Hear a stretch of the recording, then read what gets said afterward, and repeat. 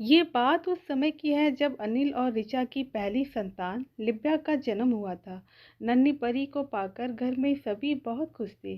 दादा दादी, ताऊ ताई और बच्चों से भरा पूरा परिवार होने के कारण लिब्या को गोद खिलाने वालों की कमी न थी। लिब्या कब 1.5 वर्ष की हो गई पता ही नहीं चला। ऋचा अपने भतीजे के नामकरण पर लिब्या को लेकर मायके गई हुई थी।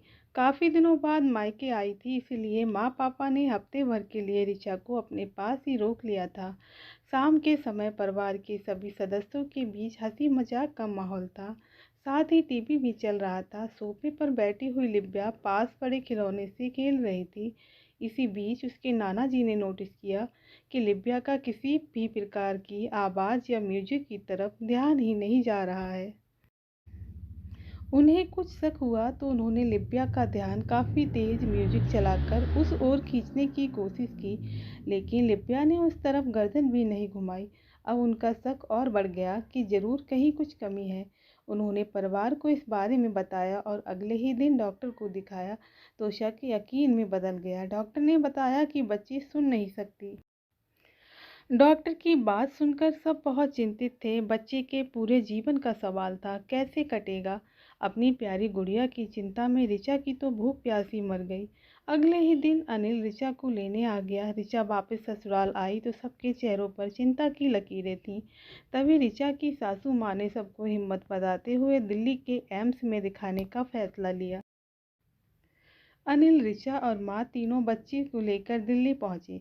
वहां एम्स के डॉक्टर को दिखाया तो जांच कराने पर पता चला कि लिब्या की सुनने की क्षमता 90% नहीं है। अब तो बच्ची के फ्यूचर के बारे में सोचकर सबकी घबराहट और बढ़ गई। डॉक्टर ने कानों में सुनने वाली मशीन लगाने की सलाह दी। मशीन 1.25 लाख की थी। जैसे तैसे पैसों का इंतजाम करके दोनों कानों में मशीन लगवाई, लेकिन मशीन लगवाने के बाद भी सुनने की क्षमता में कुछ खास फर्क नहीं पड़ा। लिब्या अब भी पहले जैसी ही थी। इसके बाद उन्होंने उत्तराखंड के किच्छा शहर में 1.25 साल एक थेरेपी दिलाई। ये थेरेपी कान की नसें खोलने के लिए थी, परंतु उससे भी कोई फ़ायदा नहीं मिला। फिर उन्होंने काफ़ी अच्छे से अच्छे डॉक्टर को दिखाया, जो जहां बताता एक उम्मीद लेकर वे इलाज के लिए जाते, लेकिन स्थिति ज्यों की त्यों बनी रही। समय बीत रहा था, लिब्या बड़ी हो रही थी। परिवार ने अपनी कुलदेवी के दर्शन के लिए राजस्थान जाने का प्रोग्राम बनाया।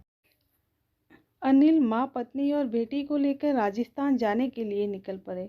रात 9 बजे रुद्रपुर से ट्रेन पकड़ी। सुबह 4 बजे दिल्ली पहुंच गए। दिल्ली से रेवाड़ी जाने वाली ट्रेन में बैठे। जैसे ही ट्रेन रवाना हुई तभी एक आदमी ऋचा के हाथ से पर्स छीन कर चलती हुई ट्रेन से कूद कर भाग गया। ट्रेन स्पीड पकड़ चुकी थी, इसलिए उनके पास सिवाय चिल्लाने के और कोई रास्ता ना था। पर्स में मोबाइल, रुपए, एटीएम कार्ड, घड़ी, आधार कार्ड के अलावा लिब्या के कानों की मशीन भी थी। फौरन अनिल ने बड़े भाई को फ़ोन किया। उस दिन अनिल की जेब में जो पैसे थे उनसे वे लोग कुल देवी के दर्शन करके वापस अपने घर उत्तराखंड लौट आए। दिल बहुत उदास था। बड़ी मुश्किल से लिब्या की मशीन खरीद पाए थे। अब दोबारा खरीदने के लिए पैसों का बंदोबस्त करना था।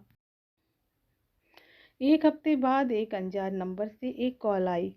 फ़ोन कॉल करने वाले ने बताया कि मैं एक टेम्पो ड्राइवर हूँ। मुझे रेलवे स्टेशन के नज़दीक झाड़ियों में आपका पर्स पड़ा मिला। उसमें कानों की मशीन और आधार कार्ड था।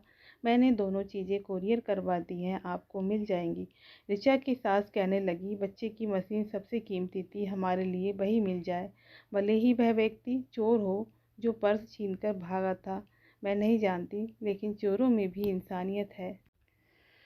ये सोच खुद को तसल्ली दी। अगले दिन उन्हें कुरियर मिल गया। सुनने की कमी की वजह से लिब्या ने बोलना भी नहीं सीखा था, परंतु उम्मीदों पर दुनिया कायम है। परिवार ने उम्मीदें नहीं टूटने दी। वे शाहजहांपुर में बोलने की थेरेपी दिलाने के लिए गए। वहाँ पर भी कुछ खास आराम ना मिला। तभी वहाँ पर पता चला कि एक किसी भाई ने अपनी बेटी का कानपुर मल्होत्रा ईएनटी हॉस्पिटल में ऑपरेशन करवाया है। ऑपरेशन के बाद 1 साल स्पीच थेरेपी लेना ज़रूरी है। उनकी बच्ची को 6 महीने हो चुके थे ऑपरेशन कराए हुए। वो काफ़ी हद तक ठीक हो चुकी थी। तभी उन्हें एड्रेस लेकर अनिल का परिवार भी वहाँ गया और लिब्या का ऑपरेशन करवाया। 15 दिन बाद से थेरेपी शुरू होनी थी। वो कानपुर में किराए पर रूम सेट लेकर रहने लगे। थेरेपी को चलते हुए अभी पौने 2 महीने ही हुए थे कि कोरोना शुरू हो गया और वापस घर आना पड़ा। अब घर पर ही डॉक्टर के बताया अनुसार कोशिश करते रहे। कुछ महीने बाद कोरोना कम हुआ, तब दोबारा कानपुर पहुँचे और 4 महीने रहे। इसके बाद फिर से कोरोना बहुत बढ़ गया और फिर वापस घर आ गए। इस प्रकार आते जाते रहे और थेरेपी पूरी करवाई।